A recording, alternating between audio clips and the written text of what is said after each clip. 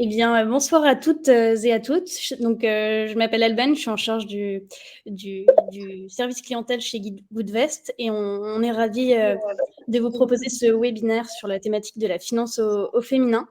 On a donc trois intervenantes aujourd'hui qui font bouger le monde de la finance, chacune à leur manière et de manière d'ailleurs très complémentaire. Notre première intervenante, donc c'est Maëlle, la dirigeante et la fondatrice du cabinet de conseil en gestion de patrimoine en privé. Donc elle aide ses clients à se construire un patrimoine et à faire vivre leurs projets grâce à l'investissement. Et elle intègre également donc dans sa démarche l'investissement responsable. Ensuite, Meryl qui est la responsable relations investisseurs chez Lita.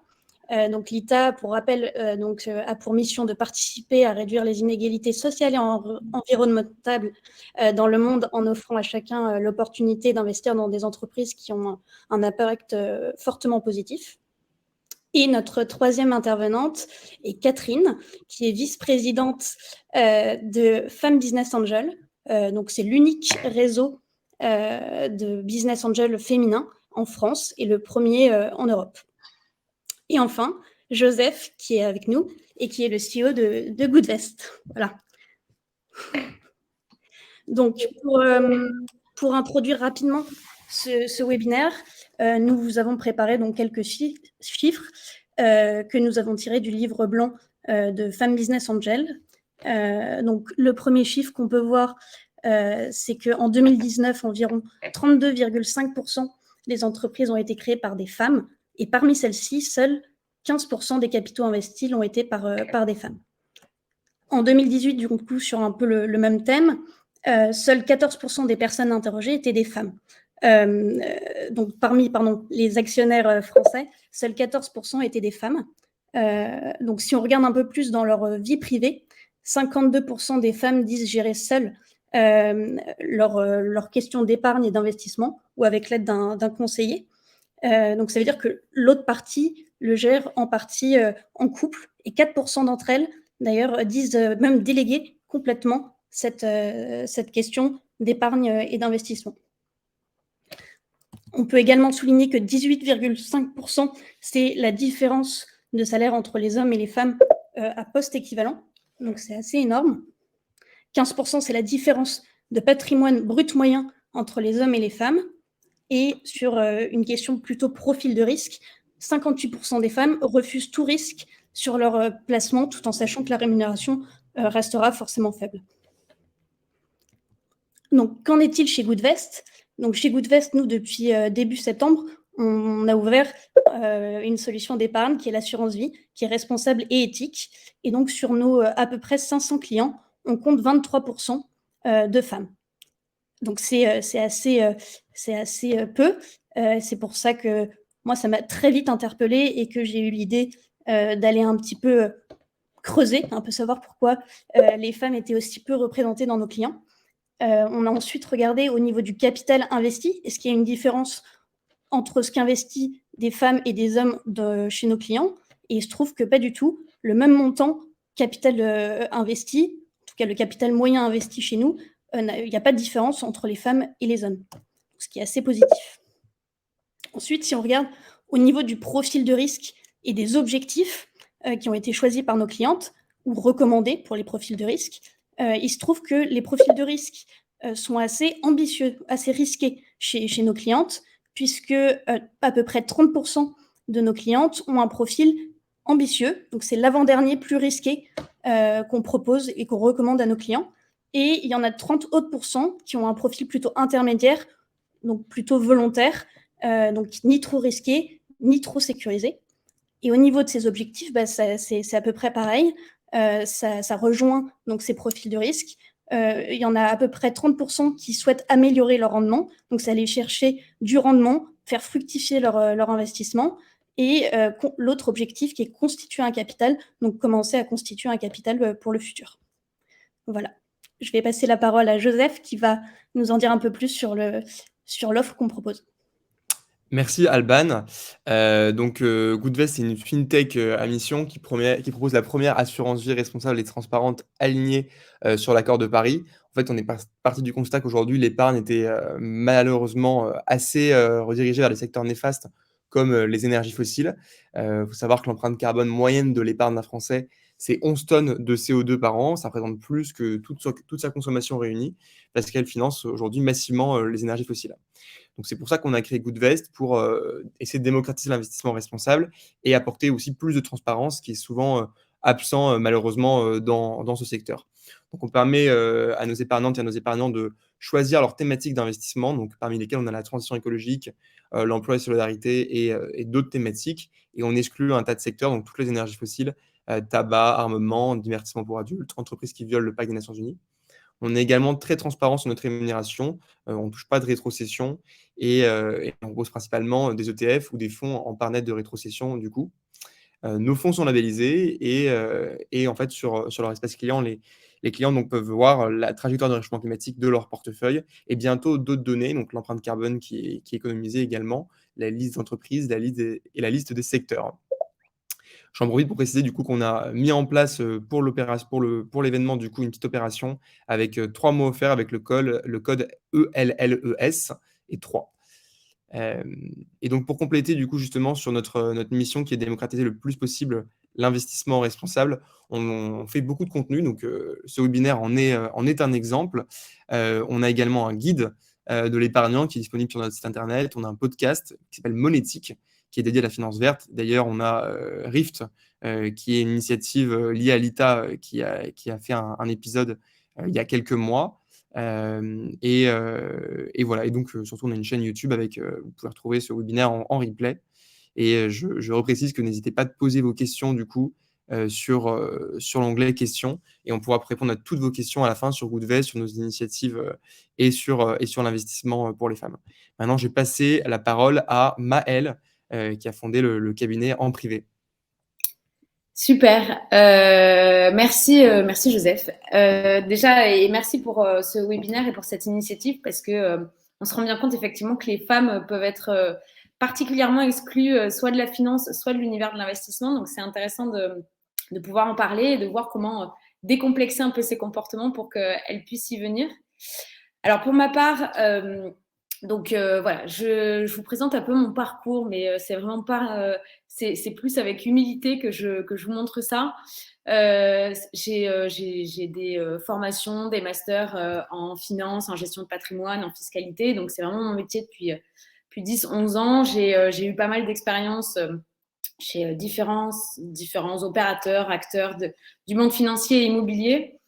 Et en fait, j'ai créé mon cabinet il y a 2 ans, donc depuis novembre 2019, pour être enfin indépendante et pour pouvoir proposer de l'investissement responsable et pour justement en fait avoir une place à part entière en tant que femme dans cet univers financier.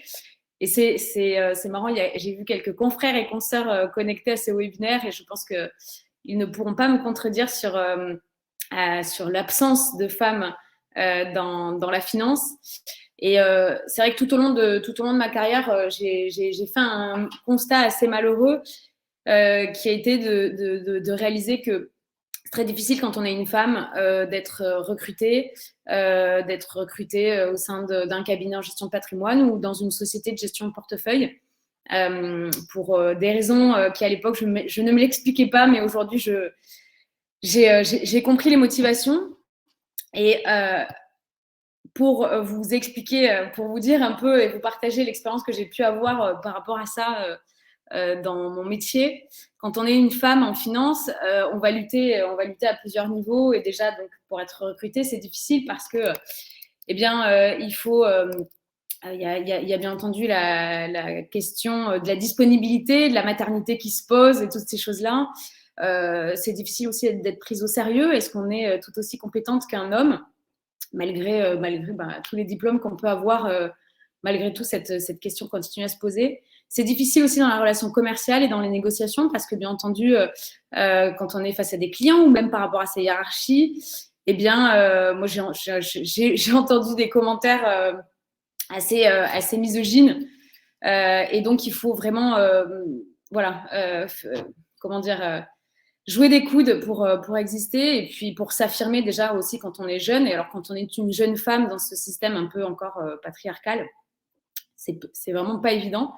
Et puis bien entendu, pour continuer à évoluer, pour accéder à des augmentations de salaire, moi dans mon expérience en tant que salariée justement, j'étais payée 10 000 euros de moins que mes collaborateurs masculins parce que c'était déjà bien et que je pouvais me contenter de ça.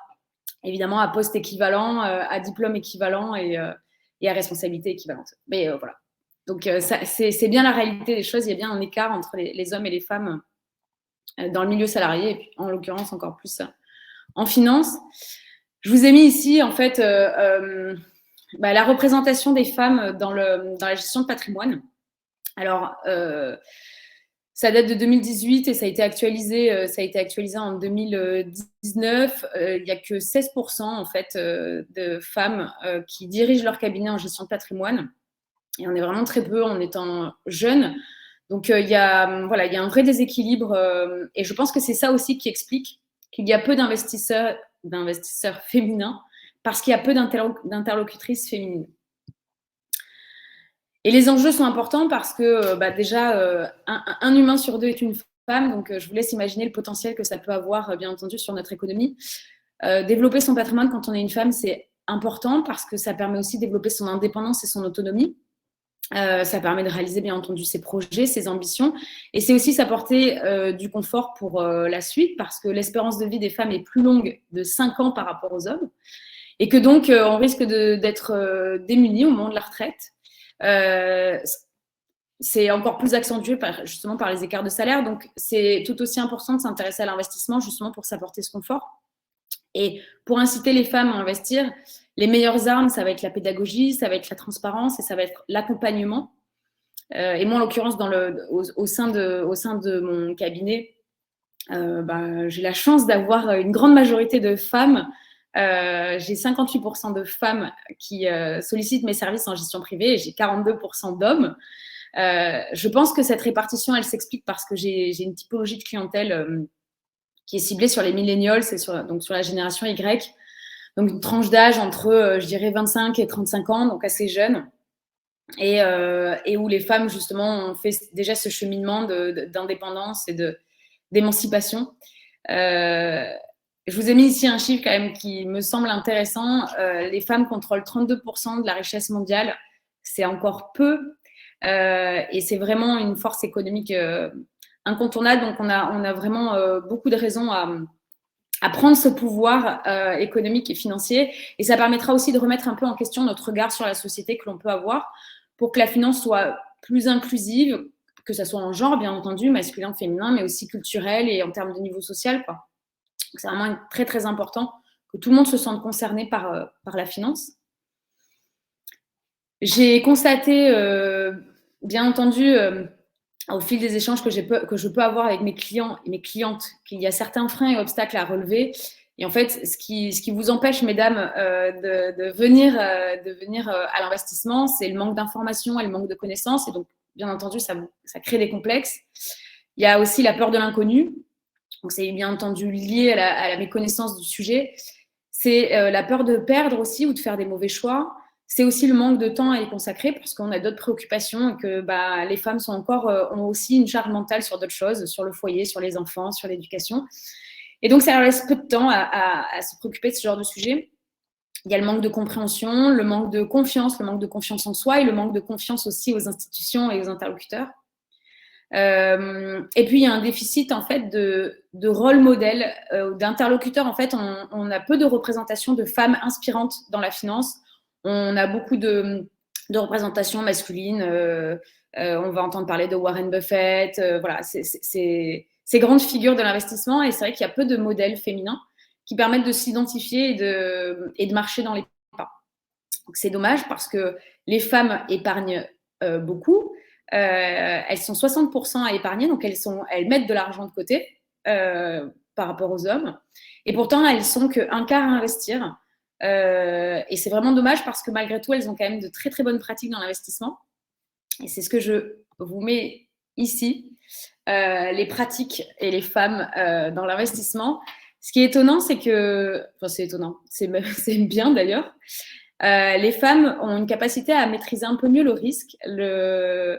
risque de perte en capital, et elles vont avoir aussi une plus grande sensibilité. Donc, elles vont être très animées par leurs convictions, leurs valeurs, donc elles vont investir en fonction de ça.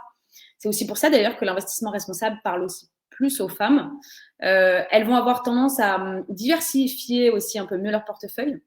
Elles vont approfondir leurs recherches, c'est-à-dire qu'elles vont vouloir comprendre avant de s'engager, et ça c'est très important parce que ça permet qu'il y ait moins d'impulsion ou qu'il y ait moins d'effets moutonniers.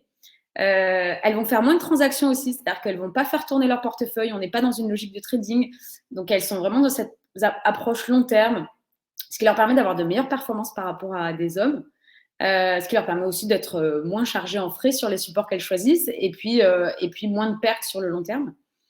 Et puis les femmes, elles vont aussi faire preuve de plus d'humilité. Voilà, elles vont avoir une attitude d'investissement assez calme et réfléchie. Et donc, elles peuvent aussi admettre plus facilement qu'elles peuvent se tromper. Elles se remettent plus facilement en question.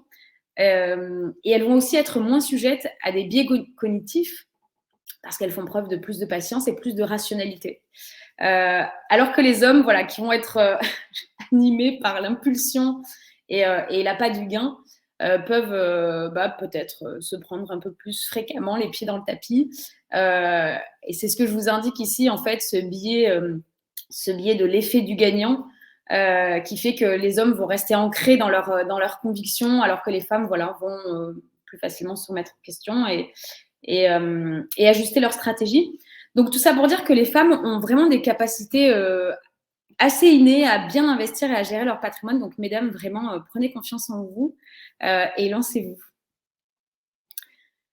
Et puis très rapidement, je voulais vous parler d'investissement responsable parce que je pense que c'est aussi tous ici autour de la table ce qui nous anime, c'est de pouvoir allier à la fois l'investissement et la recherche de rentabilité, mais aussi l'impact sur le bien commun et l'intérêt général. Donc vous avez l'investissement traditionnel qui est simplement la recherche de rendement.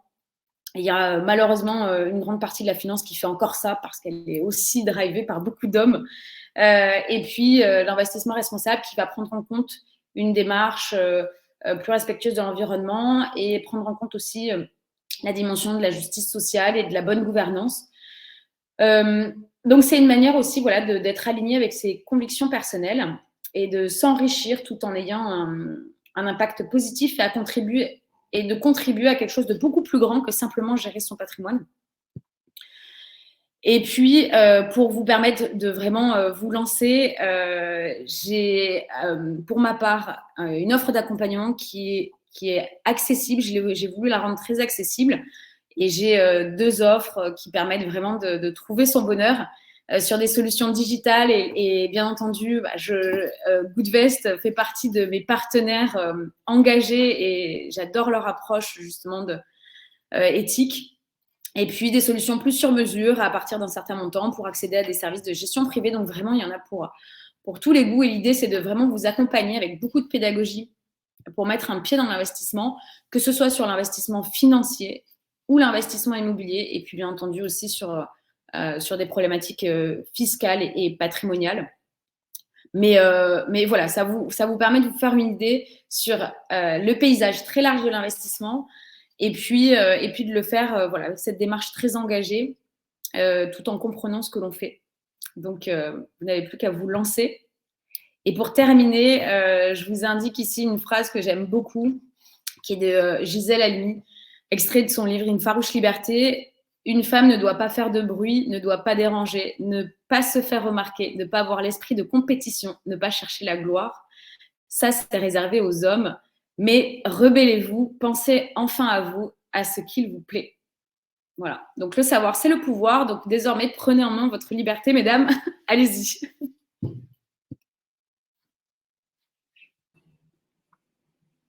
Et sans transition, du coup, je te passe la parole, Meryl. Merci beaucoup. Je pensais qu'il y avait une petite transition. Merci beaucoup, Maëlle. En plus, il y a des choses que tu as dites qui font écho à ce que je vais raconter par la suite, notamment sur la slide où tu présentes la finance responsable. Donc, nous, l'ITA, on va Notre activité, c'est l'impact investing, donc c'est la partie la plus responsable de l'investissement sur le non-coté avec de l'investissement essentiellement sur des entreprises qui ont un impact positif sur l'environnement et le social, dont l'activité principale est comprise dans les 17 objectifs de développement durable. Mais je reviendrai sur l'activité de l'ITA après. J'ai peut-être commencé par me présenter. J'ai un parcours très différent puisque du coup, j'ai fait plutôt de l'économie et la finance est venue après au travers de mes stages.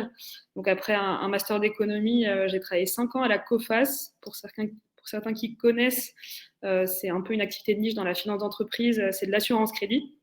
Mais j'étais plutôt dans la partie finance, puisque j'étais dans la partie institution financière, donc on gérait les contrats d'affacturage, de titrisation et de leasing entre les banques et leurs clients entreprises, très spécifiques, assez nébuleux pour certains.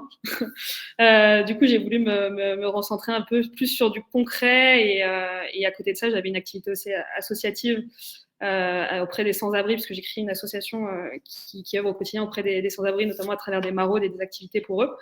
Donc, en sortant de la COFAS avec cette activité sociale, j'ai cherché une activité qui pouvait joindre les deux et j'ai essayé de trouver une activité dans la finance responsable.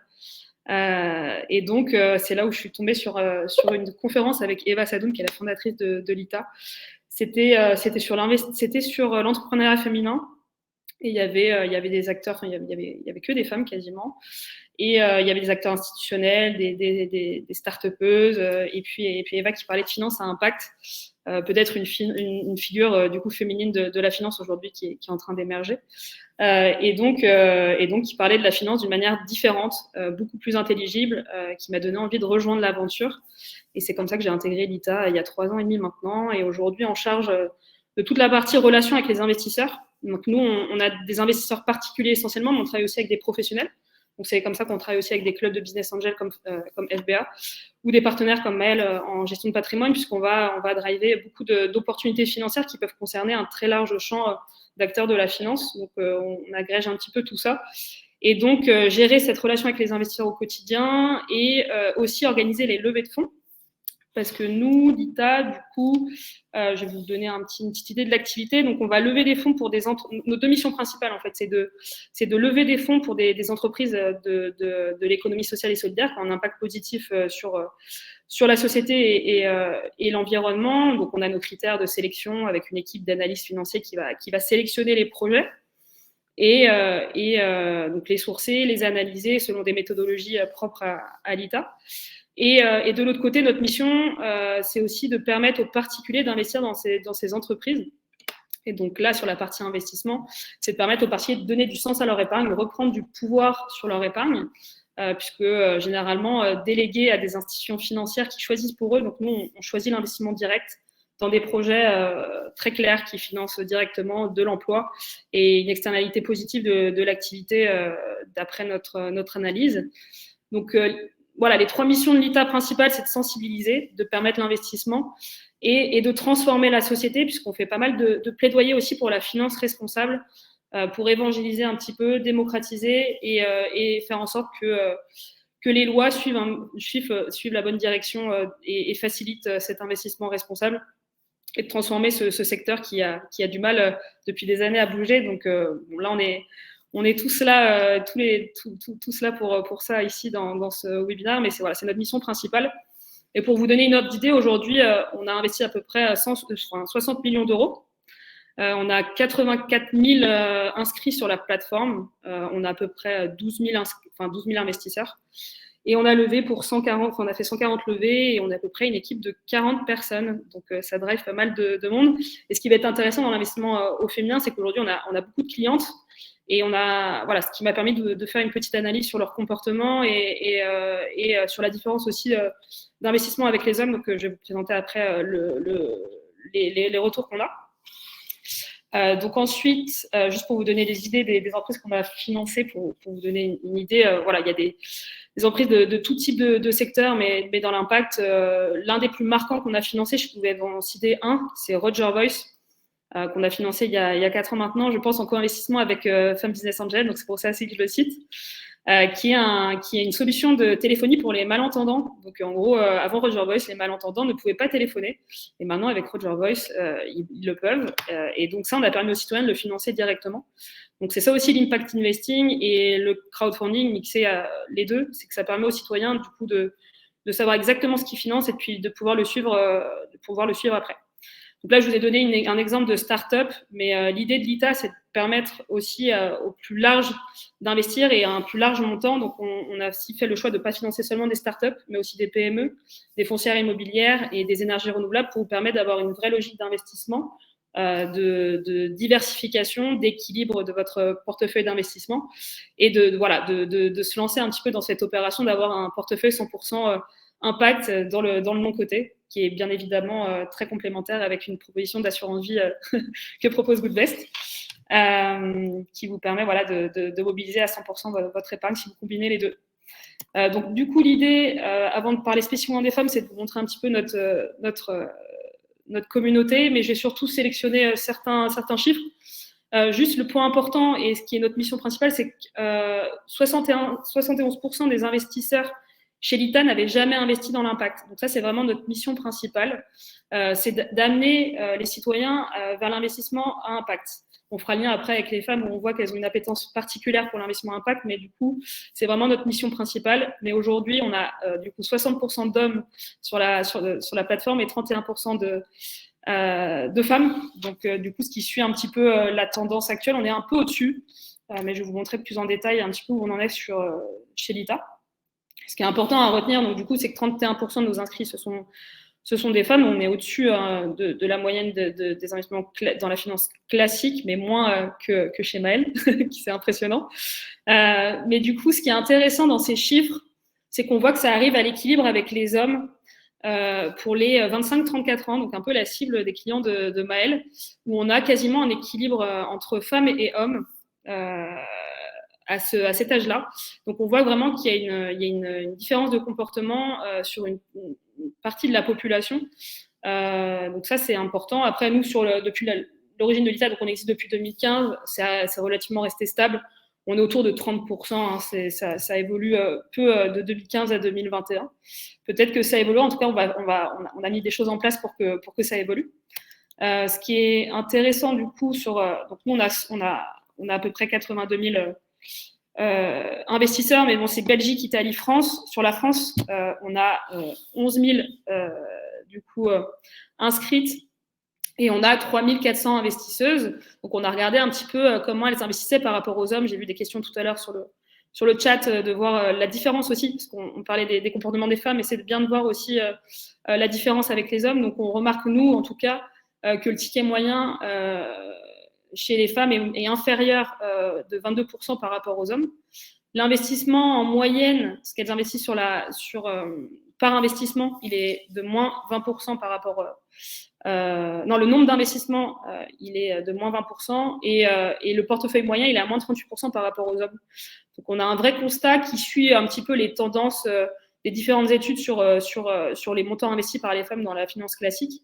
On est un petit peu au-dessus, enfin moins en termes d'écart, mais voilà, c'est quand même, ça suit un petit peu la tendance. Il peut y avoir différentes raisons pour ça, on pourra le revenir après avec les questions, on pourra détailler plus en détail pourquoi du coup il y a cette différence. Mais en tout cas, ce que je voulais en tout cas transmettre, c'est l'impact, notre impact NouLITA sur l'investissement des femmes. C'est une question qu'on prend très à cœur.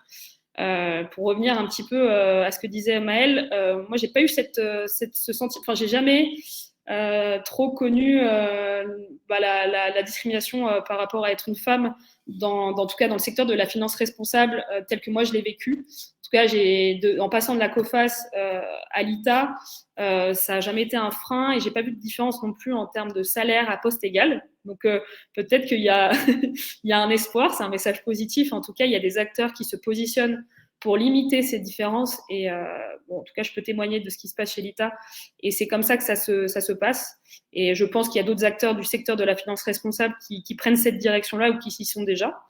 Mais voilà, en tout cas, notre impact, nous, sur l'investissement des femmes, il est multiple. C'est déjà notre mission principale, c'est démocratiser la finance et la rendre accessible à tous en proposant des produits qui sont très simples à comprendre. Enfin, non pas que les femmes ont moins de mal à comprendre, mais en gros, on a tendance à complexifier la finance, alors que si on donne des mots simples, on arrive très, très, très vite à l'illustrer et à voir comment elle fonctionne. Et c'est pareil pour l'économie. Donc nous, notre mission, c'est de démocratiser même les vocabulaires, la façon dont on en parle, et de rendre accessible à tous via un outil grand public. Donc ça, premièrement, ça va faire venir des personnes qui n'avaient pas l'habitude d'investir avant.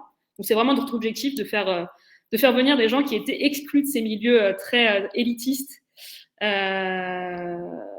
Voilà. Ensuite, notre mission principale, c'est de proposer des investissements responsables, parce que sur l'État, vous avez 100% d'investissement responsable. Et puis, comme on l'a vu aussi précédemment avec Maëlle, 64% des femmes tiennent compte des préoccupations ESG.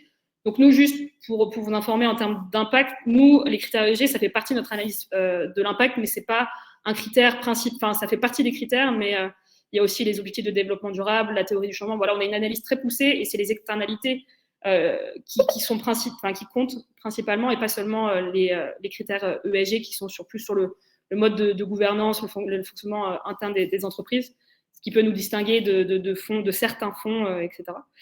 Ensuite, du coup, on a une solution digitale adaptée aux millennials, et comme on l'a vu précédemment aussi, 70% des femmes de la génération Y, elles affirment gérer leurs finances toutes seules, alors qu'à l'époque des baby-boomers, c'était plutôt 40%. Donc voilà, on arrive sur une solution qui permet à une nouvelle génération de prendre un peu le pouvoir sur leur argent. Ensuite, on pense que pour que les femmes investissent aussi, et comme nous, on finance des entreprises, c'est important aussi de soutenir l'entrepreneuriat des femmes pour qu'on puisse aussi se reconnaître, les femmes puissent se reconnaître dans les projets financés.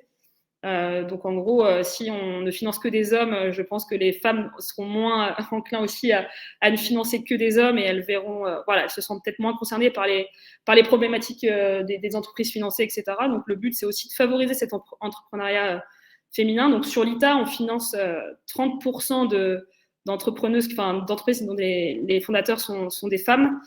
C'est bien au-dessus de la moyenne. Pour information, depuis 2008, 85% des startups qui ont été créées par des hommes. Donc ce chiffre, il est très il est très très révélateur. Donc notre vision, c'est vraiment de favoriser cet entrepreneuriat féminin, et pour ça aussi, on a juste la petite histoire, on vient de collaborer et de co-créer un espace qui s'appelle l'Envolée dans le 93. C'est un espace pour toutes. Pourquoi pour toutes? Parce que c'est un espace dédié aux femmes pour les former à l'entrepreneuriat notamment, et des femmes qui sont exclues de ce type de formation et généralement de l'entrepreneuriat. Donc c'est quelque chose dont on est assez fiers et qu'on est en train de monter cette année. Ensuite, bien sûr, on est un peu impuissante si tout ça n'est pas accompagné par une action concrète de politique publique pour une meilleure répartition du capital notamment, et une baisse des écarts de salaire, comme le disait Maëlle, parce que c'est la réalité aujourd'hui. On pourra en parler aujourd'hui, mais la répartition du capital est très inégale aujourd'hui en France, notamment sur les thèmes d'imposition, sur les thèmes de transmission, de transmission du patrimoine dans des familles, dans la sphère familiale, qui est une sphère économique finalement.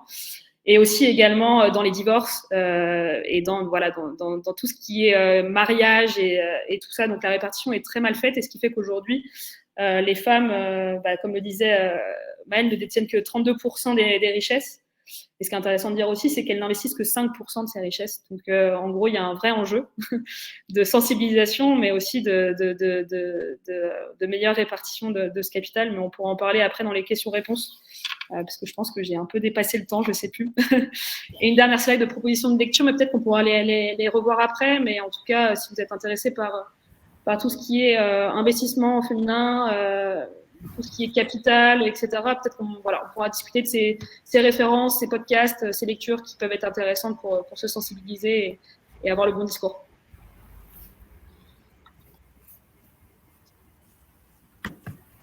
C'est bon pour moi. Alors, je crois que c'est à moi de prendre la suite.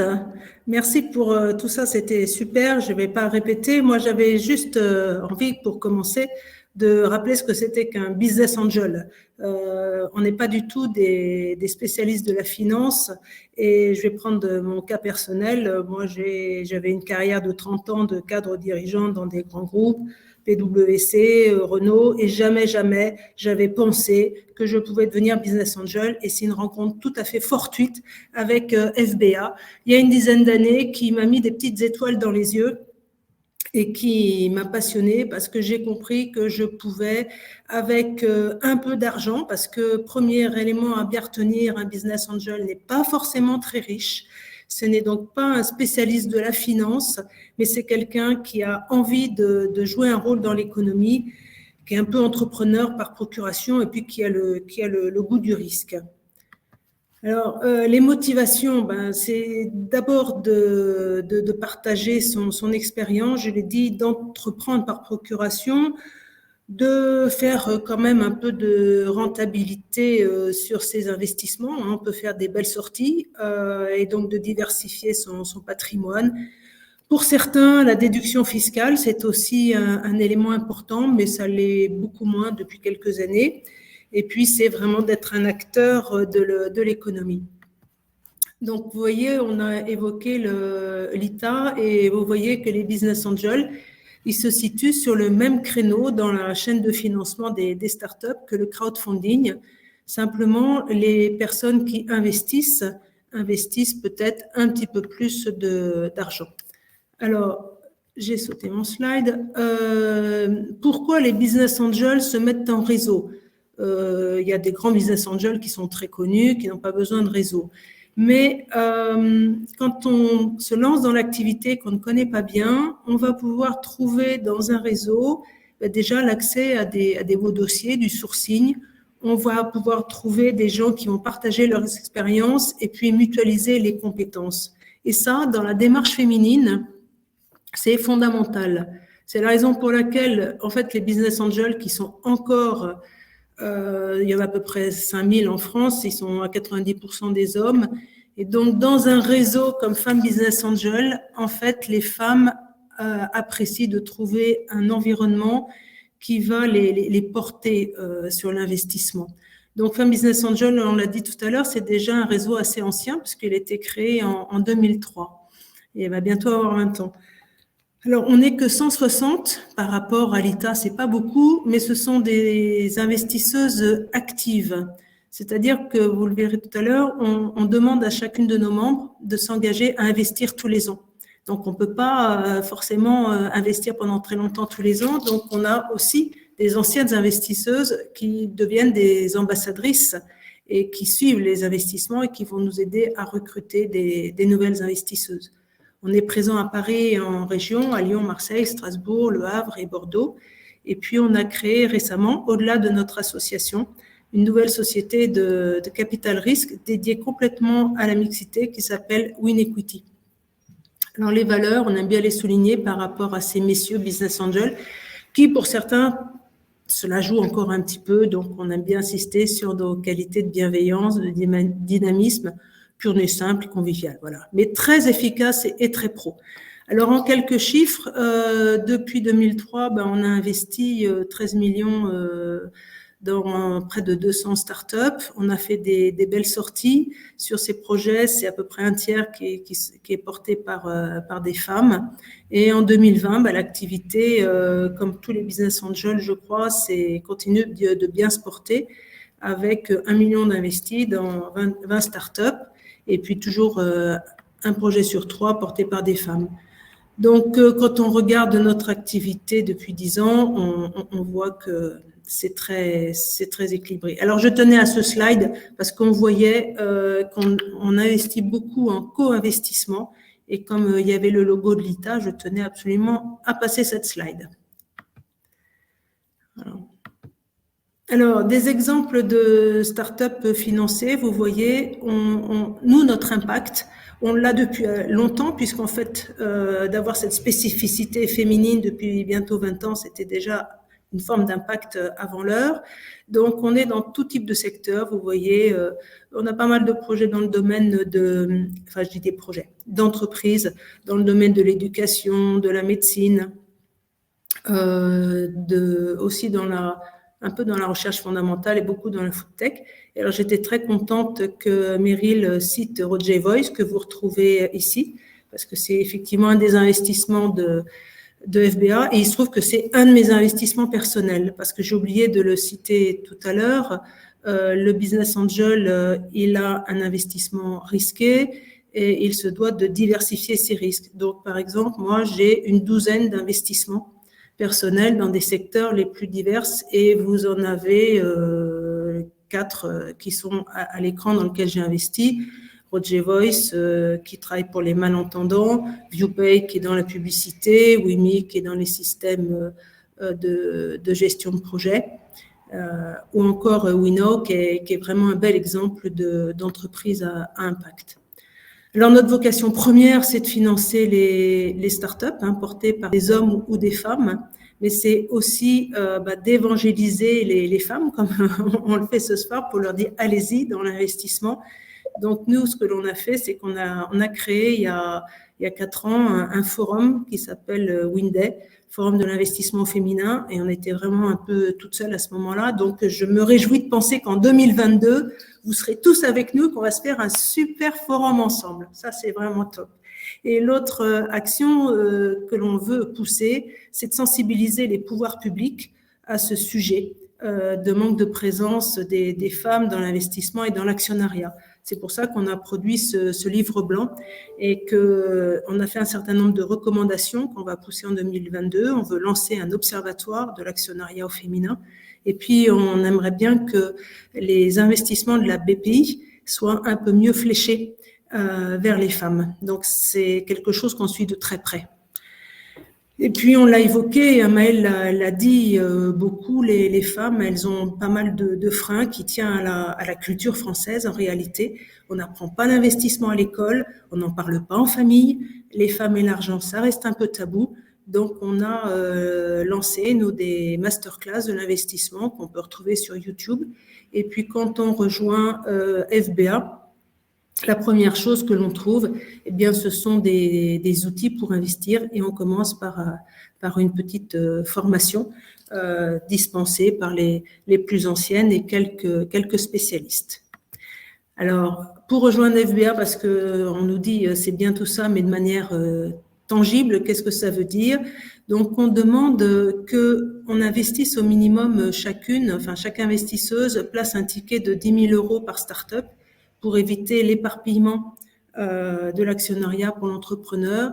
Et donc, en rejoignant FBA, on dit, s'il vous plaît, investissez au minimum 20 000 € que vous pourrez répartir comme vous voudrez durant vos 3 premières années d'adhésion. Et pour entrer, eh bien, il faut acquitter une cotisation annuelle de 450 € et puis un droit d'entrée qui comprend la formation à l'investissement que j'ai évoqué. Et puis, on peut découvrir, en fait, FBA, qui fonctionne avec des rencontres mensuelles où les startups peuvent venir pitcher. Et donc, on peut venir, quand on veut investir, en auditrice libre pour se rendre compte comment fonctionne le réseau et puis transformer l'essai si on le souhaite. Vous aurez compris que vous êtes toutes et tous les bienvenus, parce qu'il y a un petit détail que je voulais vous rappeler en détail, c'est qu'on a des hommes parmi le réseau des femmes business angels. Voilà. Je crois qu'on a tenu le timing, Joseph et Alban. Merci beaucoup, Catherine. On va pouvoir passer aux questions, si vous voulez. Il y a pas mal de questions dans le chat. La première question de Clarissa que je salue, c'est est-ce qu'il existe des études qui expliquent ces tendances citées? Je pense qu'on parle de… Alors, je ne sais pas à quel moment la question a été posée. Dans la slide d'avant, donc la plus grande sensibilité et l'humilité chez les femmes. Oui. En fait, toutes ces caractéristiques-là, je les ai prises, bien entendu, de sources et d'études, et notamment, alors c'est pas propre au marché français, on va dire que c'est plutôt des études américaines, là où justement en plus la culture financière et de l'investissement est plus développée, mais il y a quand même cette grande tendance qui montre que les femmes ont cette patience, cette humilité, cette sensibilité. Et je dirais que c'est des choses que je recroise moi avec ma clientèle par rapport à des hommes clients. Donc voilà. Mais effectivement, c'est vérifié par des études, ouais. Moi, je peux dire que quand on a lancé le Winder 2017, on avait fait un grand sondage avec Opinionway sur les freins à l'investissement des Françaises. Et donc, ce que vient de dire Maëlle, on le retrouve beaucoup. Et ce qu'on a bien détecté aussi dans, les groupes de parole qu'on a pu organiser, ce que j'appelle le complexe de la mère de famille. Ah oui, bah oui. C'est-à-dire que quand on a des enfants, en tout cas pour devenir business angel, on se dit que tant qu'on n'a pas offert un toit à ses enfants, on ne s'autorise pas à mettre son argent à risque. Et ça, c'est quelque chose qui, dans la culture française, est, je trouve, très, très prononcé. Alors, ça change avec les jeunes. Vous l'avez dit aussi, et ça, c'est bien. Voilà. Mais c'est vrai que c'est très culturel. De toute manière, faut quand même rappeler que les femmes ont eu leur premier compte bancaire dans les années 65. 65, voilà. Donc avant, c'était avec l'autorisation du mari. Et la première femme qui a pu rentrer en bourse, dans la salle des marchés, c'était en 1967. Et elle était fascinée de voir tous ces hommes. Donc il y a aussi cet héritage très fort, en fait, qui fait que les femmes n'y vont pas. Ouais.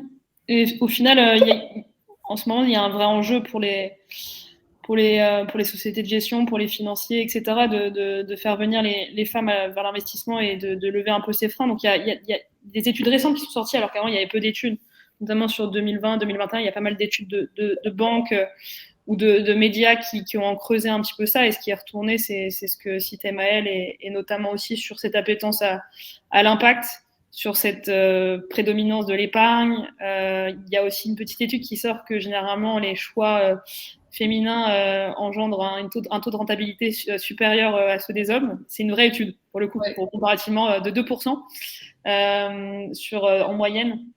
Donc voilà, il y a des petites études qui commencent à sortir, puisqu'il y a un vrai enjeu aujourd'hui, puisque 5% seulement de la richesse des femmes est investie aujourd'hui. Donc il y a cet enjeu-là aussi d'équilibrer, et si les femmes aussi investissent plus, elles vont aussi diriger leur épargne de manière différente, peut-être. Il y aura des tendances qui vont évoluer et probablement plus vers l'impact qui est essentiel aujourd'hui par rapport aux enjeux auxquels on est confronté. Merci beaucoup pour vos réponses. On va essayer d'enchaîner parce qu'il ne nous reste plus que 10 minutes pour répondre aux dernières questions. Est-ce que l'ITA a tout le temps des projets à financer comme Ulule, ou alors c'est par période, Meryl?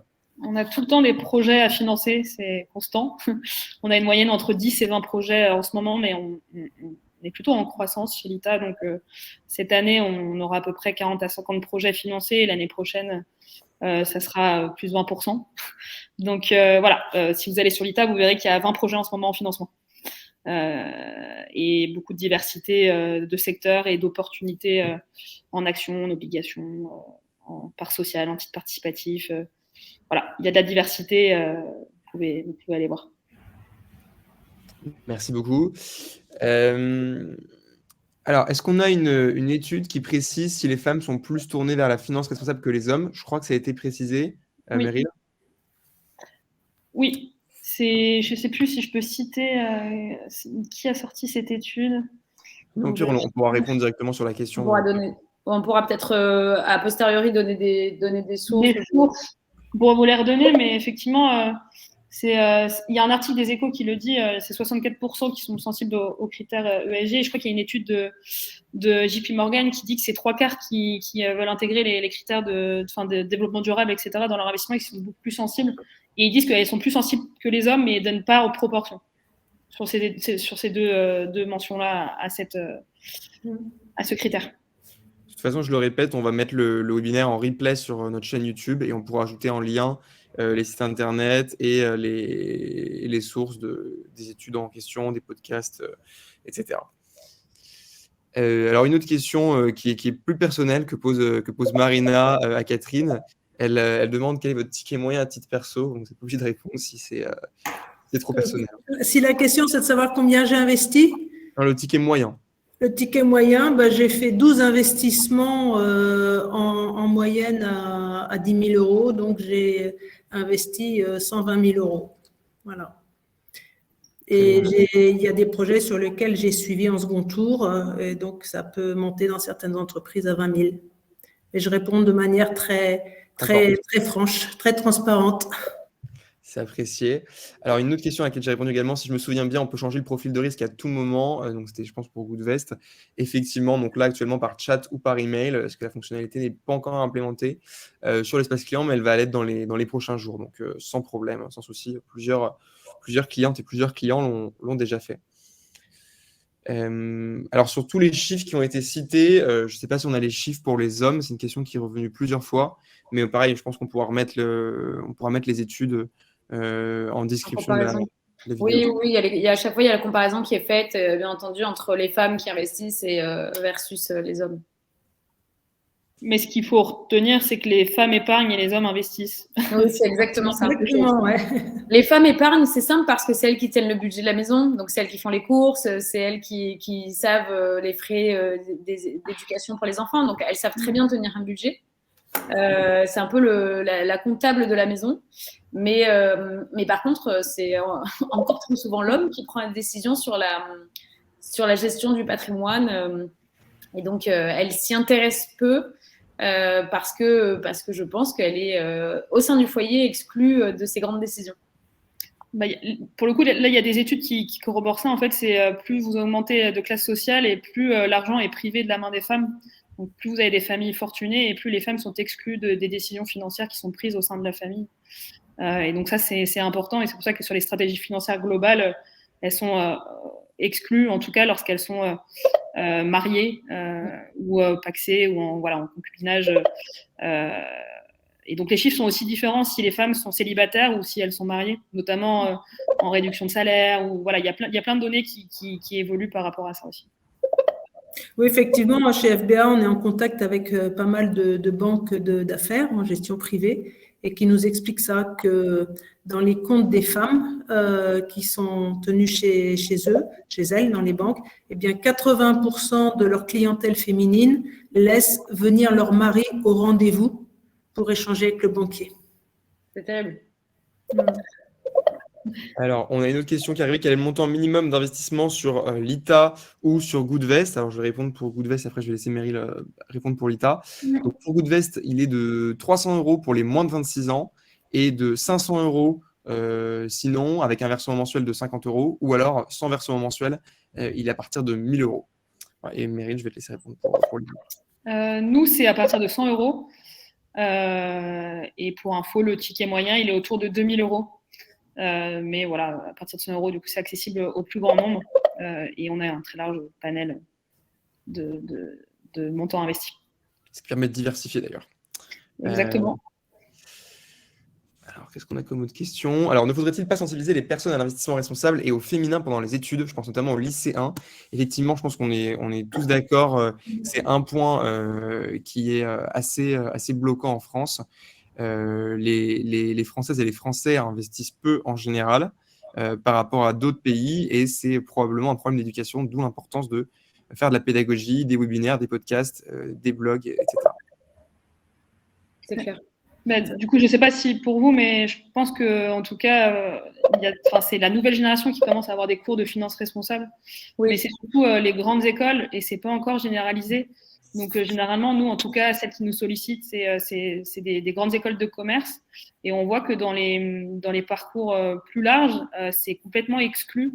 Donc, c'est réservé à une certaine partie de la population, en fait, ces questions-là, et d'autres en sont exclus. Mais je sais que ça fait un peu plus de 10 ans que je suis sortie de la fac, mais en gros, j'ai jamais parlé d'investissement responsable en cours d'économie ou en cours de finance pendant ma scolarité.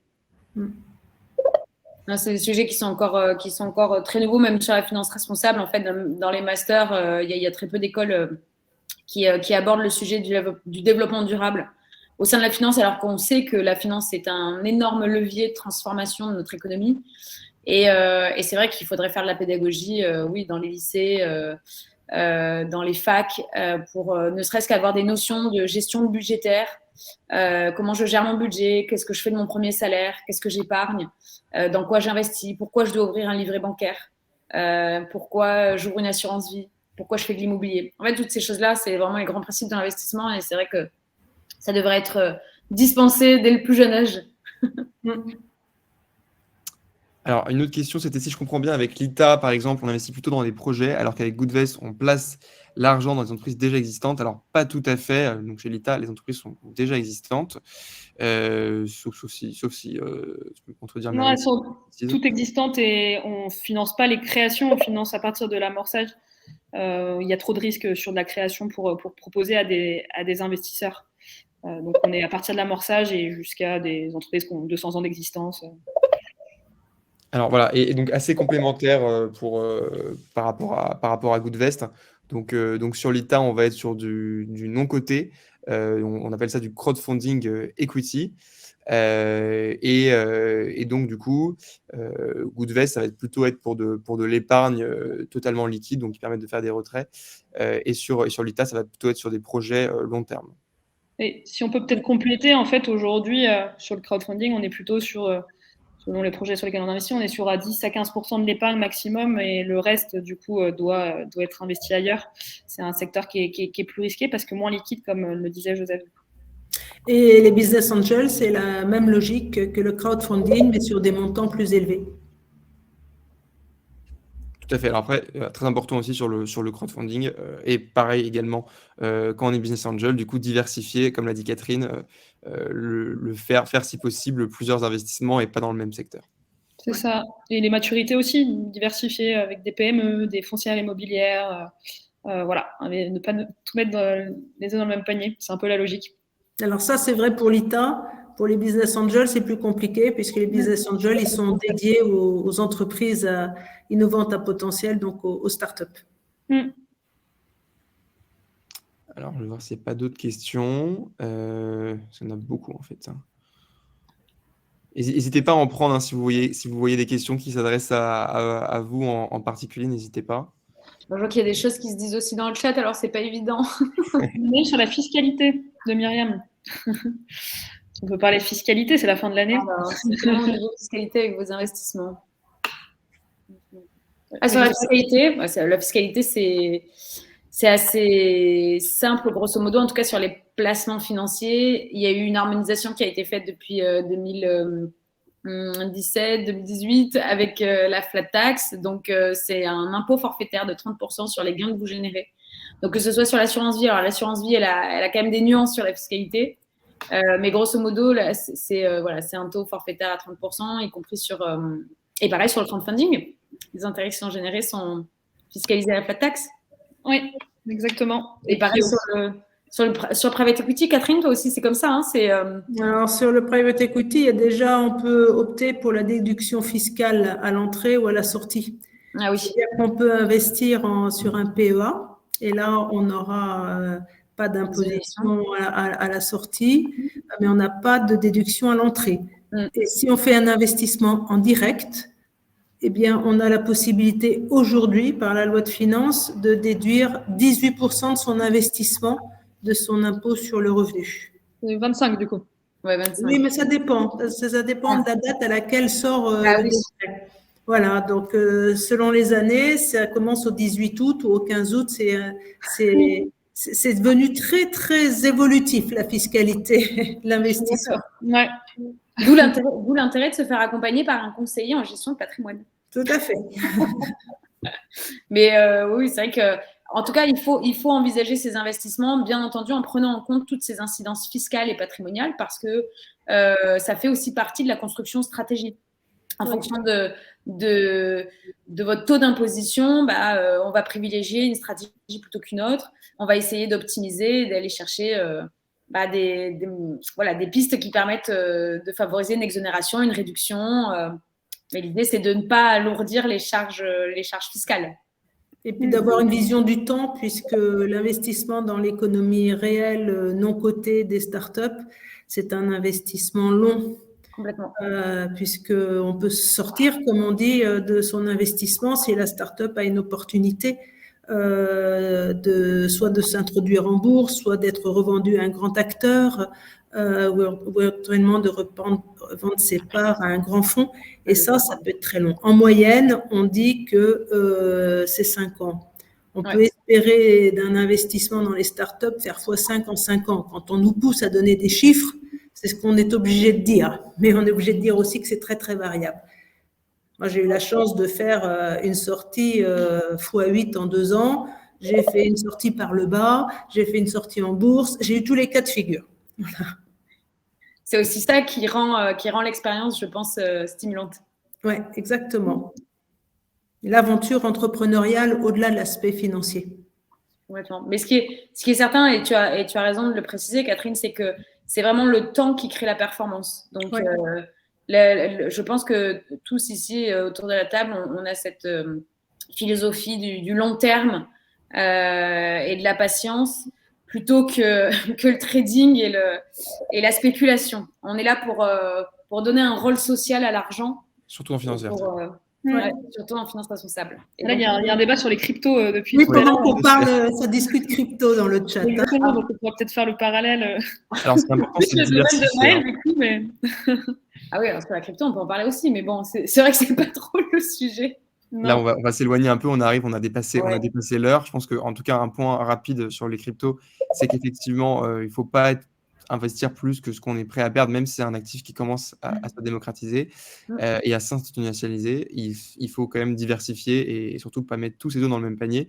Avant, de toute façon, d'investir sur Lita, Femme Business Angel, Goodvest, il faut se former une épargne de précaution d'au moins, ce qu'on recommande, c'est 2 à 3 mois avant d'aller l'investir, que ce soit sur une assurance vie, que ce soit sur une plateforme de crowdfunding.